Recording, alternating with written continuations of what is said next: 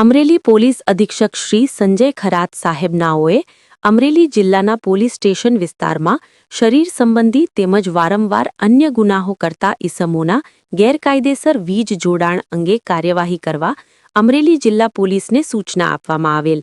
Babra police station વિસ્તારમાં ફરિયાદી Bharatbhai Kanubhai Radadiya નાઓના શોરૂમમાં do letter આપવા બાબતે આ કામના આરોપીએ ગાળો આપી જાનથી મારી નાખવાની ધમકી આપેલ હોય અને તારીખ 21/1/2026ના રોજ આરોપીએ ફરિયાદી સાથે ડીઓ લેટર આપવા બાબતે માથાકૂટ થયેલ હોય, જે બાબતેનું મનદુખ રાખી આરોપીએ ફરિયાદીના શોરૂમમાં અપ્રવેશ કરી ફરિયાદીને જાનથી મારી નાખવાના ઈરાદે માથામાં છરીના ઘા મારવા જતા ફરિયાદીએ આડો હાથ કરતા ફરિયાદીને હાથમાં 2 ઘા તથા છાતીના ભાગે 1 ઘા મારી ગંભીર ઈજા કરી જાનથી મારી નાખવાની ધમકી આપી ગુનો કરેલ હોય.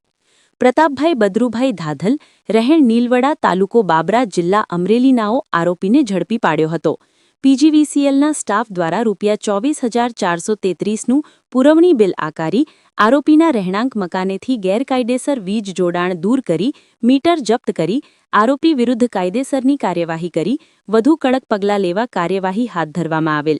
રિપોર્ટર અપ્પુ જોશી, બાબરા.